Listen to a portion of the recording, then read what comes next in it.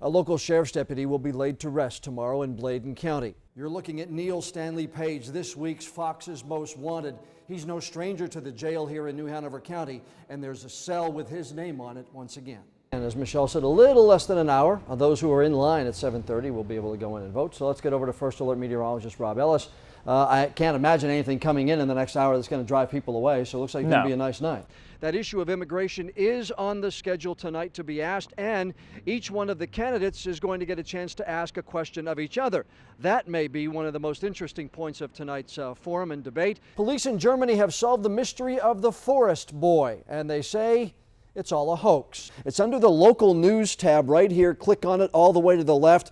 You see all the polling places, the one-stop voting, which is now passed, all the sample ballots, which you can check on your community. This one was only 13. It was a baby. John, you are so skeptical. This is real. This really happened. Okay, people really care about it because they're clicking on it. I believe they're clicking on it, but they may be clicking on it because they're saying that looks fake. Because that's the first reaction I had when I saw it. There's nothing that the state of North Carolina can do to justify what they did to me. Between 1929 and 1974, North Carolina sterilized more than 7,600 men and women. A 5-person board in Raleigh gave the orders, and doctors did the surgeries to keep these people from having children that would likely need social services. Later this year, lawmakers in North Carolina will decide whether to right that wrong, to pay those victims. A task force is recommending $50,000 as compensation, a substantial amount of money, but victims we spoke with say it's not much pay for their pain. They're speaking out in tonight's WECT News special report. Yeah, they told my mother that I was feeble-minded and I wasn't capable of having children no more. But at age 14, Leila Dunstan had a child, a son, James. She's the only person I got to protect her. Doctors who examined Leila and her mother at that time classified them both as feeble-minded. So a few months after James was born, under orders from the state eugenics board and approved by her mother, a doctor in Wilmington sterilized Leila. Because God put us in this world to produce children, not to get rid of them, not to kill them, not to get somebody to take your organs where you can't have no more children. It's a hurting feeling, John, and I love children.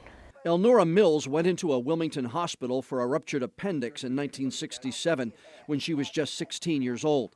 Since she had had a nervous breakdown a year earlier, her parents approved the state's order for sterilization. But see, they didn't tell me I had mental problems neither.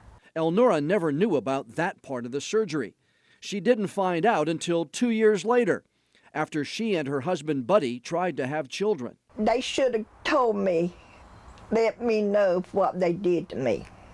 I didn't think it was right until I waited till 1969 to find out my tooth was cut and burnt. The state estimates that less than half of the 7,600 sterilization victims are still alive, while some have testified at public hearings. I am not feeble-minded. I've never been feeble-minded. They slandered me. They ridiculed and harassed me. They cut me open like I was a hog. Most did not know about plans to pay them for what happened. The Fox News, 10 o'clock, you brought it up, and that's how I found out, and that's why I called you about it. A task force recommends $50,000 each. I think it's bogus. That's not enough money for us. That's about $1,000 for each year Elnora and Buddy Mills have gone without children. When I read that to him, what they did to me, he cried. See, my husband is missed out not having children. Yeah. Well, so have you. Yeah. Yeah. Now, both Elnora and Leila are on the list of victims to be compensated by the state. How much they'll get and when they'll get it, that's up to state lawmakers to decide. Now, if you know of someone who could be a eugenics victim, here's what you can do. We have a link to the Sterilization Victims Foundation inside this story on the homepage of WECT.com, or they can get in touch with me here at the station by phone or by email. We'll try to do for them what we did for Elnora, put her in touch with the right people in Raleigh and get them on the list like we helped her. Such a good report. I mean, a horrifying story, but a good report. Yeah, and these people, again, in Elnora's case, she had no idea. She had no idea and didn't even know she'd been sterilized until she and Buddy tried to have children. Went to the doctor 2 years later, and the doctor is the one who told her someone had sterilized her before. And again, most of them were teenagers at the time? Most were teenagers, men and women. Yeah, it's a part of North Carolina's history not a lot of people want to visit. No. All right. Thanks, John.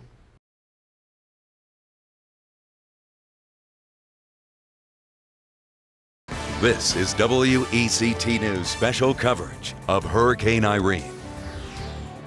Hello, everyone, and thanks for joining us. I'm Frances Weller. And I'm Jon Evans. We have a much better idea now what impact Hurricane Irene is going to have in our area. For the latest coordinates now, brand new, let's go straight to First Alert meteorologist Rob Ellis. Rob? Yeah, we are. Getting on and off some area beaches could be a problem as Irene gets closer. Carolina Beach town officials say they're going to close Snow's Cut Bridge once the winds get up to 45 miles an hour sustained. That means residents and visitors will not be allowed on or off the island unless there's an emergency.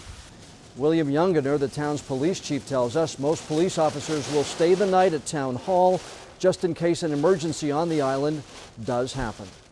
Irene is slowing things down at Wilmington International Airport as airlines cancel flights to and from the coast. U.S. Air and Delta have both canceled their overnight flights this evening.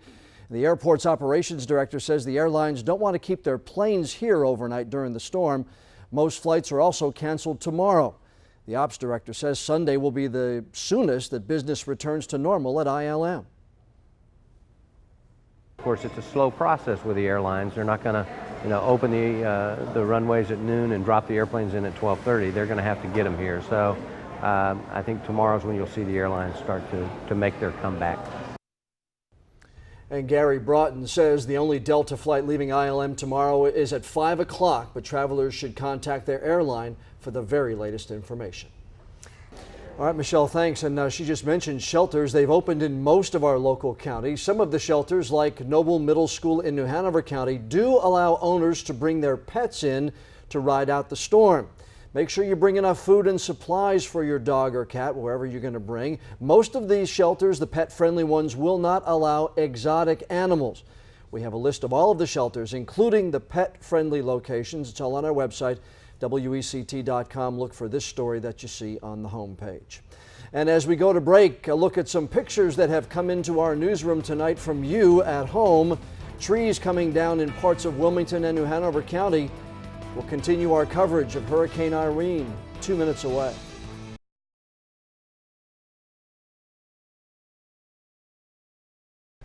And welcome once again. It's time to take another closer look, and we are going to get up close with two of the leading candidates seeking the Republican nomination in North Carolina's 7th Congressional District. Pleased to welcome into our studio today Senator David Rouser. Good to see you again, Senator. And Ilario Pantano. Good to see you again, both of you. And on behalf of all the voters out there, appreciate you coming in today together to kind of a free flow of ideas is what we're looking for today. Excellent. Glad to do so. Been together, and I know you will be together more as the campaign goes on. Well, I just wanted to be clear, because when we made the assertion, my opponent responded that we were being far-fetched and preposterous, and I think that what we have seen very clearly is that we were very accurate. Let's talk about solutions. Let me go one more time then. Is there, do you want to talk any more about the question that he has proposed about whether you were paid to lobby for that? That question is irrelevant. Yes, okay. I did work to provide a solution, okay. and I gave advice. Thank you. In terms of what options were available to them. Thank you. Now, to his point, let's see what, yes, absolutely. As far as you bringing up the possibility, if you rule out the DREAMS Act, let's talk about some possible solutions to the immigration. John, first of all, thank you for helping us to get to a bottom of the mystery. Well, I mean, he responded, and we got him on the record. And I appreciate that. So, first of all, it was one of the first candidates in the country to support a national border fence.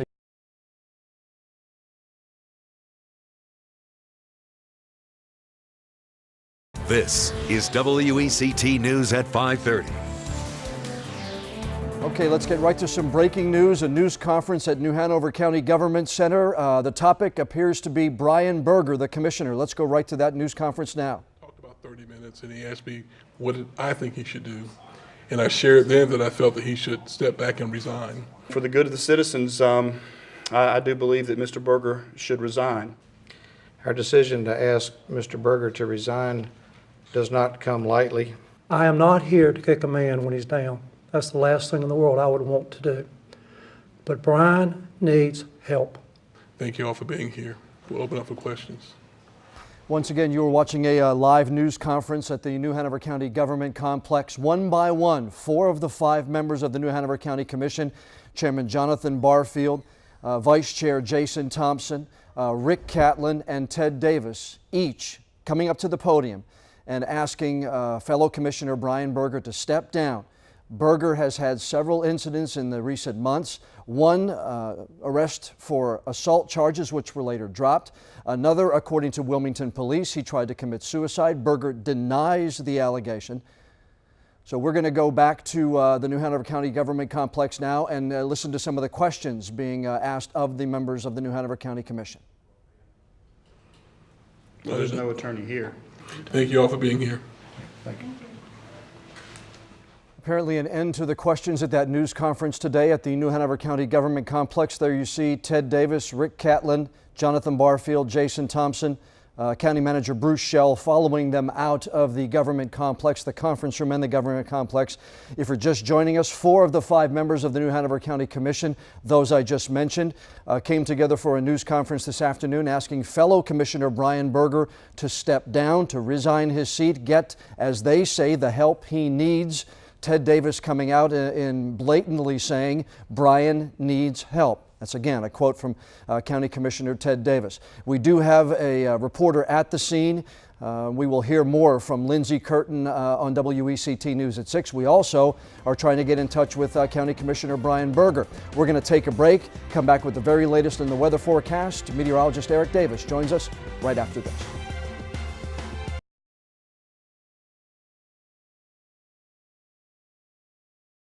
You're looking at Neil Stanley Page, this week's Fox's Most Wanted. He's no stranger to the jail here in New Hanover County, and there's a cell with his name on it once again. Neil Stanley Page is 28 years old. He's wanted on several charges related to a home invasion last May. It happened in the Seabreeze community in southern New Hanover County. Him and 3 other associates kicked in the front door of a house, went in, took 2 people hostage and tied them up with telephone cord. Investigators caught Page's 3 accomplices on the day of the crime. Aaron Spicer, Aaron Chambers, and Ernest Dukes all served time. Sheriff's detectives believe Page was the mastermind behind the plan, on the run now from law enforcement for more than a year. I don't think he could have gone this long without having some type of, source of income, some type of, help from his friends or family. He's obviously been able to elude us for a year, so he's had some help. Page's violent history makes him a most wanted criminal. His capture would also bring peace of mind to one of the home invasion victims. The one lady described that she has tough sleeping at night knowing he's out there. So they were very affected by this, and they will be very happy when we're able to arrest him. If you see Neil Stanley Page, do not approach him. Call the New Hanover County Sheriff's Office or 911.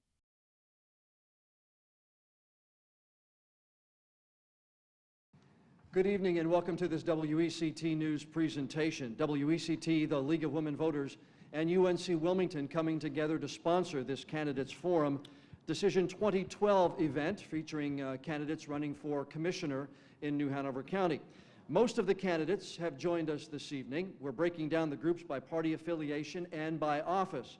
Right now, you will be hearing from the Republican candidates running for 3 seats in the New Hanover County Commission. There will not be any opening or closing statements in this part of our forum. That will allow us to cover more topics of questions sent in through our newsroom, through the League of Women Voters, and through you at home to me through emails, Facebook, and Twitter. The questions, once again, we will give each one of the candidates 1 minute to answer. We will rotate the answer, so each candidate will have a chance to answer first. Each will have a chance to answer last, and we will hopefully not have each one follow the same person each and every time. Let's introduce the candidates that have joined us for this part of our forum. From my right to your left, the Republicans this evening are Beth Dawson. She is here with us. Dr. Derek Hickey is here with us. Claude Buck O'Shields is here with us. Jason Thompson, incumbent member of New Hanover County Commission, and Woody White. Frank Christopher Mears, another Republican running for New Hanover County Commission, could not be with us this evening. We will go the first question in alphabetical order. So, Ms. Dawson, I'm going to ask you the first question, ma'am, if I can. What is your feeling on whether the county should enter into talks and/or an agreement with the city of Wilmington to help build a baseball stadium? Thank you, John. I believe it continues to be good news when businesses and organizations want to invest in New Hanover County and in Wilmington.